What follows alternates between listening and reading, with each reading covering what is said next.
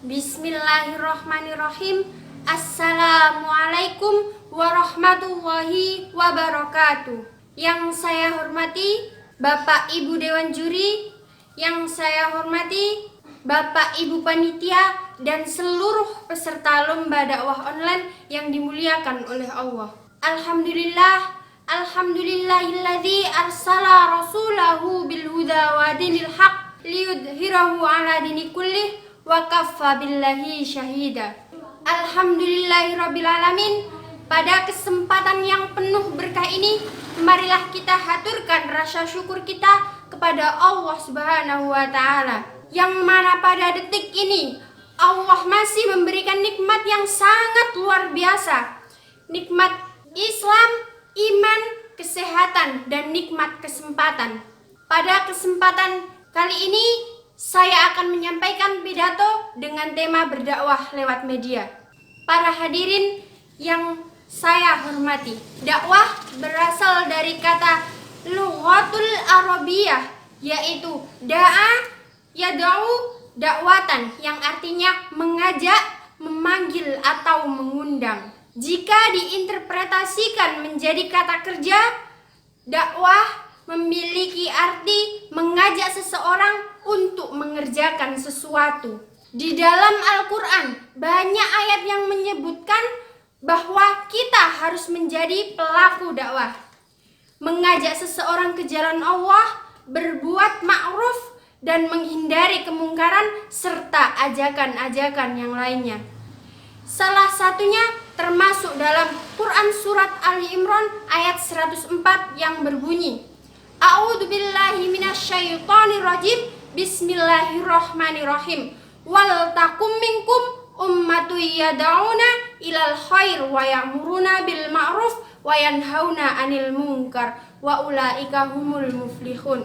Yang artinya, dan hendaklah ada di antara kamu segolongan orang yang menyeru kepada kebajikan, menyuruh berbuat ma'ruf dan mencegah perbuatan mungkar, dan mereka itulah orang-orang yang beruntung. Jika kita amati bersama, Quran surat Ali Imran ayat 104 ini mengisyaratkan kepada kita bahwa apabila kita ingin menjadi orang yang beruntung, maka hendaknya kita termasuk orang-orang yang memiliki aktivitas dakwah amar ma'ruf nahi mungkar.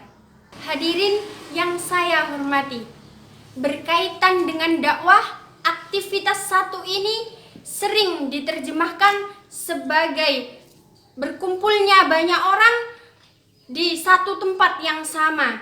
Kemudian pendakwah menyerukan ajakan kebaikan di atas mimbar. Akan tetapi di tengah perkembangan zaman, kemajuan teknologi yang begitu pesat, sehingga menyampaikan pesan kebaikan ini perlu kita kaji kembali, baik dari segi sarana maupun isi pesan dari dakwah tersebut. Berkaitan dengan sarana dakwah, saya ingin mengajukan satu pertanyaan. Di tengah wabah COVID-19 ini, hal mana kegiatan menjadi dibatasi? Berkerumun justru mendatangkan resiko tinggi, belum lagi ajakan mengaji terasa berat di hati. Lalu bagaimana dakwah bisa tetap berlanjut tiada henti? Sekiranya dapat satu jawaban terbaik, maka dari itu adalah berdakwah di media. Saat ini media digital ataupun media sosial disebut sebagai ladang dakwah yang subur. Mungkin ini terdengar lucu, tetapi kita tidak bisa mengabaikan fakta bahwa banyak orang di antara kita atau bahkan kita sendiri ketika bangun tidur, benda pertama yang dipegang atau benda pertama yang dicari ialah smartphone. Untuk apa? Tak lain untuk memantau aktivitas sosial media yang dimiliki, update status, cek story, atau sekedar scrolling beranda media. Berdasarkan fakta ini, maka sudah saatnya kita mengisi media-media itu dengan sebuah pesan-pesan kebaikan, motivasi-motivasi kebajikan, hingga nasihat untuk menghindari kemungkaran sebagai sarana dakwah yang aktual. Buatlah konten video, status ataupun story yang berisi ajakan kebaikan. Lalu dari ikhtiar itu kita berdoa kepada Allah semoga yang melihat konten kita tercerahkan batinnya, terketuk hatinya untuk senantiasa berbuat kebajikan.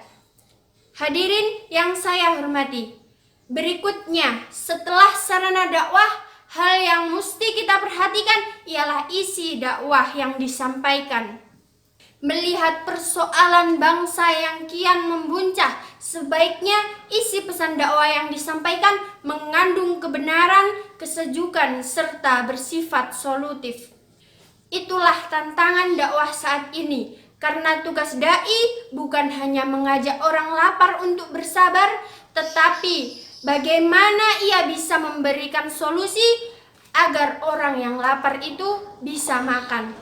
Itulah dakwah yang solutif, dakwah yang mencerahkan kehidupan sosial. Hadirin yang berbahagia, sebagai pesan penutup, marilah kita senantiasa mengisi media-media dengan pesan-pesan kebaikan. Jika dari segi keilmuan kita terbatas, kita tetap bisa berikhtiar dengan membagikan konten-konten dakwah terbaik di beranda-beranda media sosial kita. Meski sederhana, semoga ikhtiar itu kelak menjadi sumber amal kebajikan kita menghadap dan meraih ridho Allah Subhanahu wa Ta'ala. Sekian pidato yang dapat saya sampaikan. Semoga pidato singkat ini bermanfaat bagi diri saya pribadi dan bagi hadirin sekalian. Dan apabila terdapat tutur kata atau perbuatan saya yang kurang berkenan, saya mohon maaf yang sebesar-besarnya.